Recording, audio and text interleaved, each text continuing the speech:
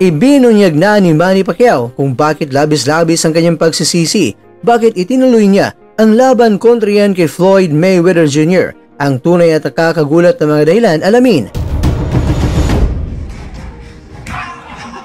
Jonas One Punch Sultan sumubok ulit sa body shot challenge ni Yumir Marshall, pero sa ngayon, Sultan, tumihaya na. Mapagpalang araw mga kwento at maligayang pagbabalik. At ito po galing mga kwento ang balitang ibabagi ko sa inyo. Kaya tara, kwentuhan na.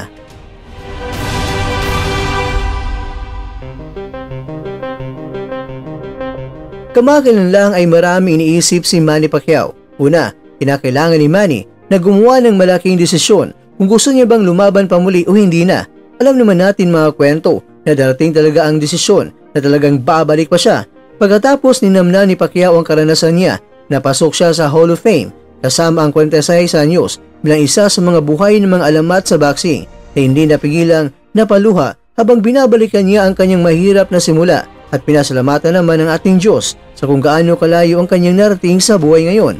Pero may inamin si Pacquiao na isang panghinayang na maaring nagbago ng kasaysayan at may isang pinakamalaking pagsisisi sa karera ng boxing itong si Pacquiao, ang kanyang desisyon na huwag ipagpaliban ang napakalaking fight of the century kontra yan kay Floyd Mayweather Jr. noong May 2015. Pumasok ang The Pac-Man sa ring na may injury ang kanyang balikat. Nakuha niya ito sa kanyang training camp bago ang kanyang laban. At sinabi niya ngayon na dapat ay pinagpaliban niya sana ang laban na yon at binigyan ang kanyang balikat ng sapat na oras para magpagaling. At ayon naman kay Pac-Man, kung maaari lang niya na baguhin ang isang bagay sa kanyang karera, hiniling niya na ipagpaliban ang kanyang laban sa taong 2015. Laban yan kay Mayweather matapos ng injury sa balikat na nakuha niya mula sa kanyang pagsasanay. Ang sabi nga ni Pacquiao na akala niya ay magiging okay na ang kanyang balikat at magiging mas mabuti ang pakiramdam niya kung hindi siya sumailalim sa isang operasyon. Pagkatapos maranasan ng pinsalang iyon, 2 linggo bago ang laban. Ngunit pagdating na sa laban mga kwento, lumala ang kanyang naramdaman. Pagkatapos ng 3rd round, ang pagtulak o pagtuloy para sa mahalagang laban na iyon na mangyari ayon sa nakatakda ay ang kanyang pinakamalaking panghihinayang. Sa totoo lang mga kwento ay hindi natin malalaman kung gaano kaiba ang kinalabasan ng laban kung naging ganap na malusog si Pacquiao at nagawang magbitaw ng mga bomba sa 2 mga kamay na walang iniindang sakit. Pero at the same time mga kwento, wala tayong masasabi kay Mayweather doon. Napakatalino ni Floyd sa gabing yon at napakagaling na tumakbo. Kaya masasabi natin na isang boring na laban na yon, isang letdown matapos ang lahat ng mga taon ng paghihintay. Pero masasabi natin na Mayweather backs masterfully dahil siya ay nanalo ng malawak sa mga card sa loob ng 12 rounds.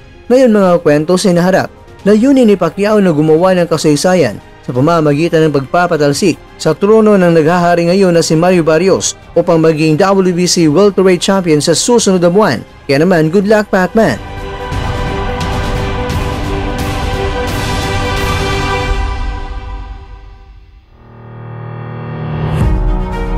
Mga kakwento, nagkabiruan habang naghahanda ang mga MP Boys sa kanilang mapaparating na mga laban. Ang binansagang One Punch na si Sultan, tinanggap na naman ang body shot challenge ni Marshall. Sa ngayon ay nasa likod si Jack Tipora na sinisigurado na hindi babagsak si Sultan dahil tinutulungan niya si Marshall para hindi makatakas si Sultan sa 10 body shot challenge si Marshall. Kaya ayan, ganito na lang nangyari sa katuwaan ng ating mga kababayan, pati pagtihaya o paghapang sa ibabaw ng lona ay kasamang pinag-iinsayuhan.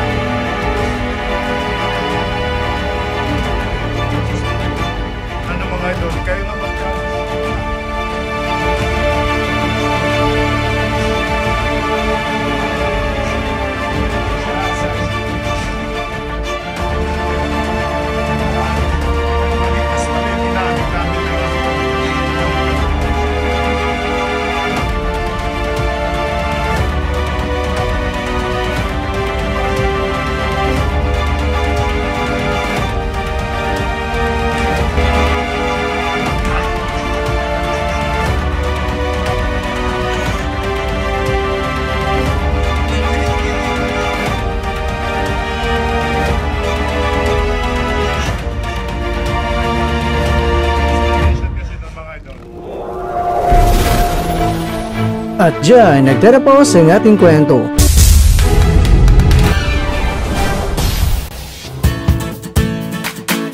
Maraming salamat mga kakwento sa inyong panonood. Pero baka naman mga kakwento ay nagustuhan niyo po ang kwento natin ngayon. Baka pwede niyo po akong mabigyan dyan ng like, subscribe at pa-click na rin sa bell button.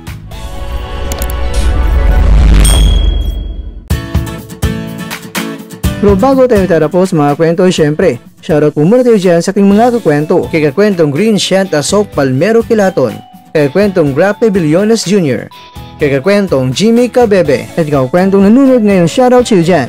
Bueno, hanggang dito na po muna ang ating kwentuhan. At abangan nyo na po ating susunod na video. At dito lang po yan sa isang channel na kung saan maaring ito'y mga kwentong di pa na kwento sa inyo.